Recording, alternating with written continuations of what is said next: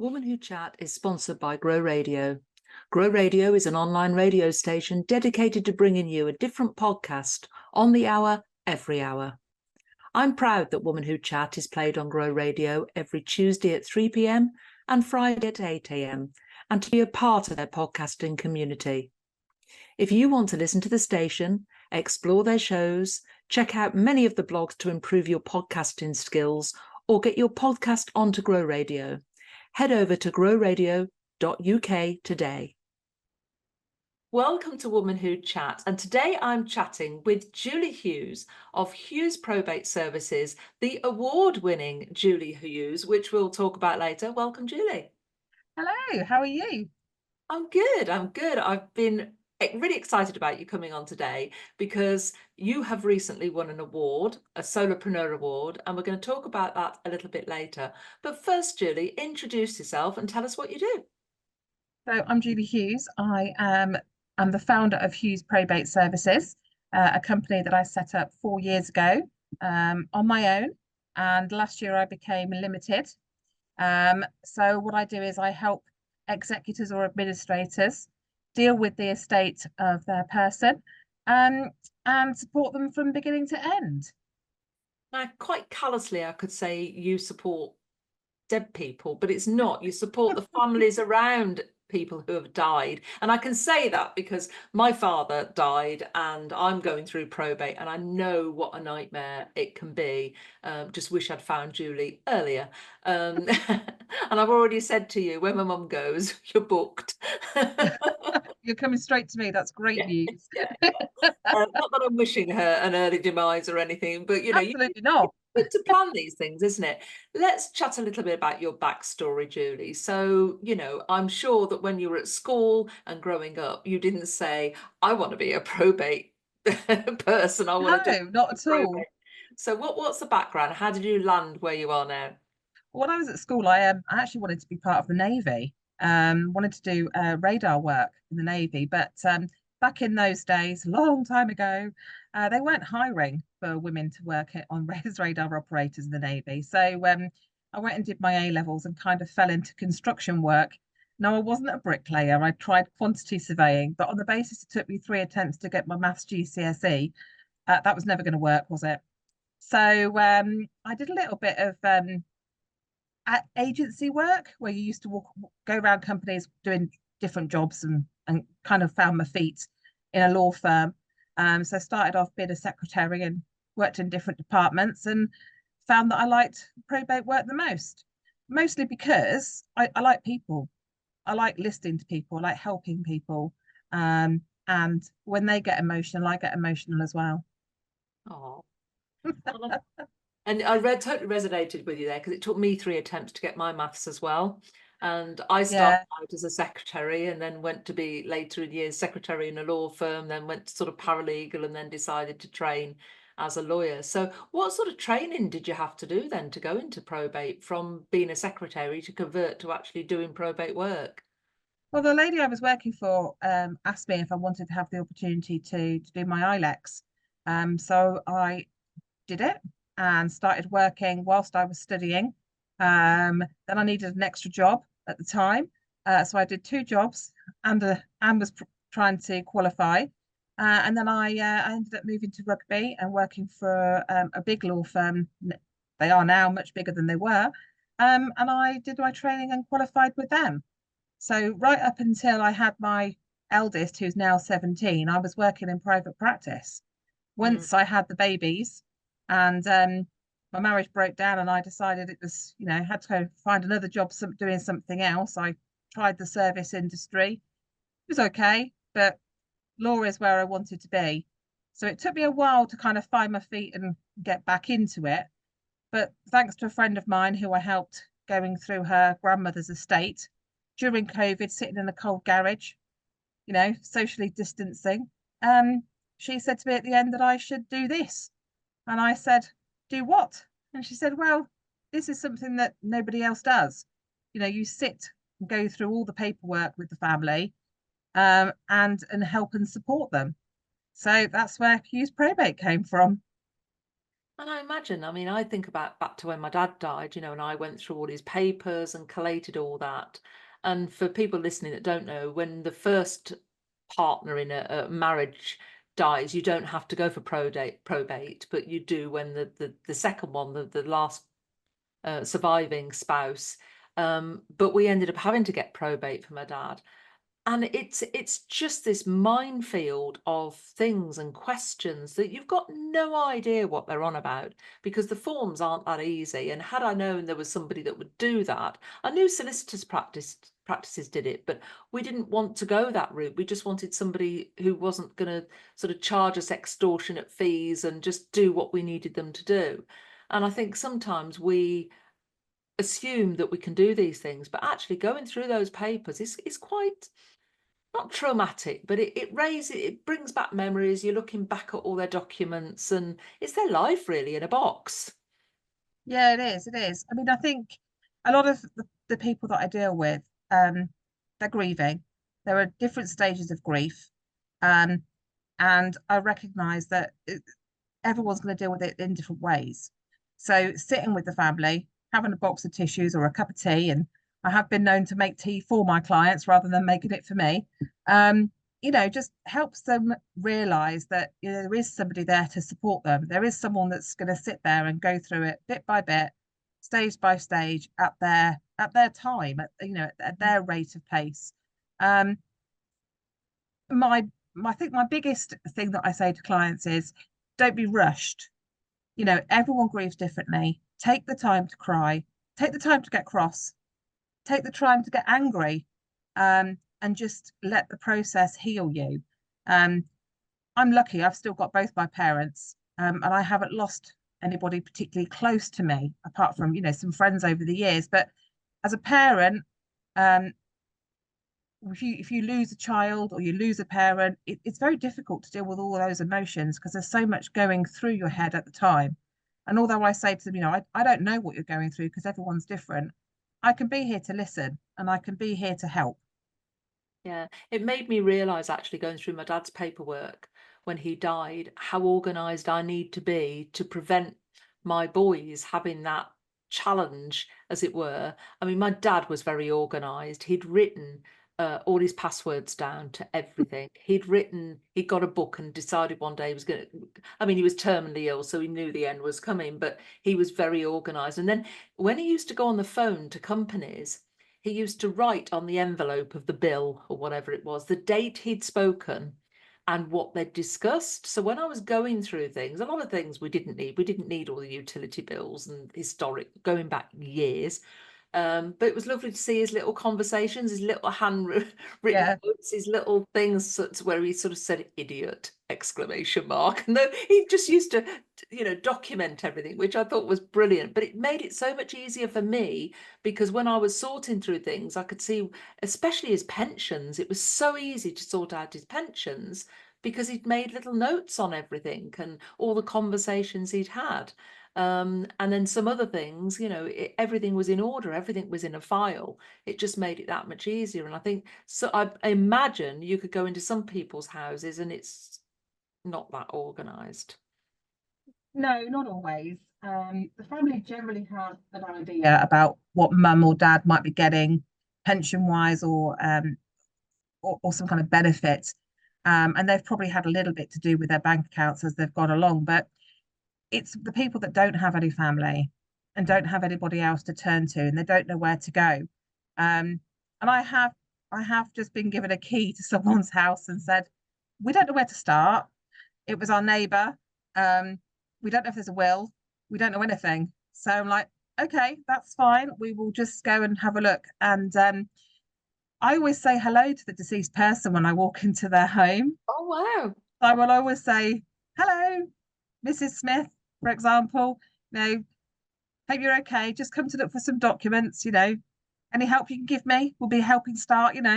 But yes, it can be difficult. And then once you've found the will, if there is one, of course, then it's a case of trying to get in touch with the executors. And in some cases, the executors have passed away, and you end up with an estate where you've got to get other people involved. Mm, Yeah, I think the biggest thing for some of my clients is that they don't know where to start. So, for example, their loved one passes away, they don't even know how to, report the death or where they go to register it or what happens to the body, and who's going to deal with it, and do we have to use a funeral director, and who pays the bills and all of those. And so it's all the practical little questions that I get asked as well. So if I'm working with a family where, for example, there's someone who's terminally ill, I'll try to work with them to make some of those decisions before they pass away. So that person's got a say in what they want to happen to their body, and maybe how they want their memorial to be, to kind of go along. It's not always easy, and there's lots of tears, and sometimes members of the family don't want to hear it or accept it. But it does make it easier in the long run. Well, I did sit my parents down. We did have that conversation. And although they didn't want it, they said, no, no, no, we don't talk about that. I said, no, it's important for us. We want to deliver your wishes. How would you feel if your wishes were ignored, or we just did our own thing? It might not be what you want. And I got them to each write what they'd like, which made Yeah. it so much easier, although it was taken out of our hands because COVID came along, and it was the first week of COVID when my dad's funeral. So we had a funeral of 5. So we haven't really celebrated his life as such. But I think having that conversation made it so much easier, so we could put his wishes into effect. And we had the same conversation with Mum. And before she got dementia, we know exactly what she wants. So it's important to have those conversations early, isn't it? Yeah, it is. I mean, I've had the conversation with my parents. I know exactly what they both want. My brother, for example, is a single man. So I've tried to explain to him that he probably needs to tell me what he wants as well. He's not really over keen on the idea of dying, mind you, and I've tried to explain to him that it is going to happen. So he probably needs to think about it. And I've got friends that have got children, that they aren't married, or they're divorced, or the relationship's broken down. And I've said to them, you need to think about what you're going to put in place for your children. It's not just about making provision in a will for them, but it is about making sure that they know if you want to be buried or cremated, because that's a big question. Regardless of anything else, Yeah. if you want to be cremated, then you need to tell somebody, otherwise you're going to be in that ground for a long time. You're not going to come back up again. And I know for me, I don't want to be in the ground. I want to be burnt. So, the ashes could be Yeah. disposed of, either scattered, or my kids can choose what happens to them. Yeah. It's so interesting that young people sometimes have to make those decisions, and if it's all set out, I mean, I've planned mine in my head, but I am making plans to actually get it formally written with a letter of wishes, and I'm into a cardboard coffin, and I don't want anyone to wear black at my funeral, and I want it to be a celebration, and I'm quite happy to be cremated. It's all those things, but I don't want my boys to have to make those decisions. So if I've made the decisions for them and planned it all out and planned the cost of it as well, because my dad and mum took out funeral policies, so I know that although my dad's didn't cover anything, but my mum's will. My dad took out a better one than he took out on himself, I think. But there is a fund of money there to pay for a funeral, albeit a basic one. But there is that there, so it just makes it that much easier. So I don't think people realize just how expensive a funeral can be. And actually some of the costs, they don't have to be as expensive by doing some of it yourself, or you don't necessarily have to involve a funeral director if you don't want to. There are some options out there where you can just take your person to the crematorium, and then you can have a celebration of life afterwards. I'll tell you about my dad's theory, because we used to go on holiday and he used to love going on holiday with me. And I think I've told this story before. But he suggested that if he died while he was on holiday, that we didn't pay the repatriation because insurance was so expensive for him. He said, just stick me in a wheelchair, put some makeup on me, wheel me onto the plane. He Oh my says, gosh. tell them I'm sleeping, put my eye patches over my eyes, cover me with a blanket, he says, and wheel me off the other end. He got it all planned out. But he would have had me put him in the car, drive him to the crematorium and say, we'll do a DIY job. Hey, you can do that. You can do that. I You didn't can know that. actually put your person in your own vehicle and take them to the crematorium. I thought that was illegal. No, no, you can do it. You can do it. I Not mean, sure. you have to get the body released, obviously. Don't just take it. But yeah, you can do that. Yeah, wow. I don't think I'll be planning that soon anyway. Yeah, most people are quite horrified by the idea, I have to say. Yeah. My dad, on the other hand, has said to me, if it's cheaper, you do it that way, do it that way. My dad was a bit like that, you know, when we were having the cardboard coffin discussion with my sons and that, and they said, and then my dad said, but what if it rains and the cardboard goes soggy? You know, it was all those sorts of questions. But you know, I know death is a very sad subject, but sometimes we have to have those practical conversations, don't we? Yeah, it's going to come to all of us at some point. And obviously, some people's lives are cut much shorter than we would want them to be. Um, and we don't always know the circumstances in which we're going to pass. But if we have the opportunity to be able to put things in place to make things easier for the people that we love and that we leave behind, then I think that's a good thing. Absolutely. Now, you've got a business, you've got an award-winning business, which we are coming on to in a minute, but you're now launching another business. Yes, I am. It all started off because I had clients that are saying to me, well, what about before we die? And how do we then register a death? Or does my son do it? Does my daughter do it? What about this? What about that? So I had this idea that I would put a leaflet together to help my clients with some of these basic questions that they were asking me. And then the leaflet kind of got into like a book. And then the book went to an online website and an online directory, which is where we are up to. So the new company which I founded is Fiesta Farewell. Um, I'd like to keep the title, but I don't know as yet. But it's going to be an online directory for everything to do with funerals and the celebration of life. And it's mostly aimed at people who want to plan their funeral prior to them passing, whether they've got family, whether they can't talk to their family, if they're terminally ill. And the idea behind it is that they'll be able to go onto the website and have all the information there about what is legally required for that county, because it's going to be county based. And then within a certain area, there will be the services. So funeral directors, celebrants, caterers, florists, and so forth. And it will be those companies that will pay a monthly fee to be on the website so that they can basically serve the local area. Fantastic. What a great idea. Well, And I hope so. yeah, no, it is, because you think about it, you know, you don't know where to go.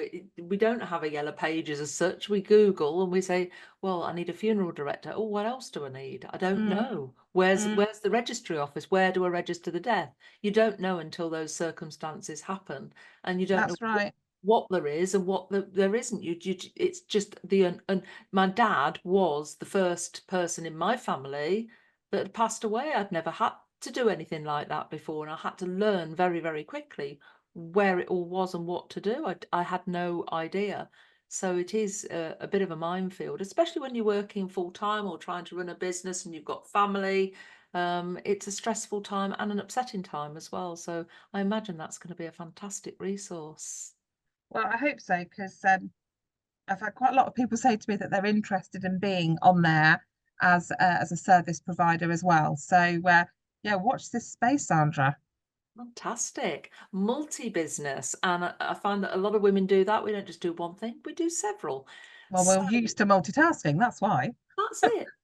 Let's come on to this award. We've been talking about it. I've been calling you award winning. So you entered the Solopreneur Awards 2024. Yeah. What made you enter? Um, a friend of mine said, have you ever entered awards? And I was like, no, why? She's like, this is a really good idea. You should do this. You know, you want to get more visible, you want to be out there, and it would be really good for you. And you've got a really good story. And I said to her, not really. Everybody's got a good story, haven't they? You know, because I think as women, we tend to go, yeah, it's all right. I'm fine. I deal with everything. It's just one of those things, isn't it? You don't really praise yourself or sing about yourself or shout about yourself very often. Um, I'm also very good at shouting about everybody else. And I tend to just sort of hide back a little bit because I like to encourage other people to do something. And then a friend of mine said, well, you would encourage someone to do it, so why don't you? So about a week to go before the deadline, I think it was, I started to work on my application, sent it over to a couple of friends for them to have a look at, and they changed it and went, you're not shouting about yourself enough. We're gonna change it for you. Um, and then lo and behold, um, I found out I was a finalist, and then I went and won. I know, and after the interviews, because my awards have several judging stages. So people enter, they're shortlisted by a panel of judges, and then you are finalists, and then you go for a finalist interview Yeah, before judges. And that's quite daunting to some people. How did you find that process? it went very, very quick. It was the quickest 12 minutes ever. Um, I think you had said before we did the interviews that we just needed to be ourselves and you don't need to prep because it's about my business. I already know about it inside and out because it's mine. Um, and the judges were great. They were really interested. One of them said to me, we just wanted to make sure that the personality that was coming through in the form was actually coming through face to face. And I said, and no, we're definitely not disappointed. That personality is definitely there. So I said, well, you can only be yourself. That's all you can be. And I'm 50 at the end of this week. So I've definitely learned that if I'm not going to be myself now, it's never going to happen. Well, that's fantastic. And I think they said life begins at 40. I think it begins at 50, and I'm probably even 60 now. But, a great thing to achieve during your celebratory year of turning 50. So congratulations on that. Thanks. I And I think I will, think life begins when you start to say, I'm just going to accept that what I am is what I am. It doesn't matter to anybody else. If they don't like me for who I am, that's okay because I've got plenty of other people that will. yeah. And I try very hard to be a good role model for my children, particularly my daughter, to show her that we can achieve anything if we set out. We can achieve anything if we set out how we want to do it. Yeah, and I think that's the whole ethos of the awards. It's about recognising those achievements, setting those goals and aspirations for the future, and just going after what we want. We're only here once, Mhm. and that's a great thing.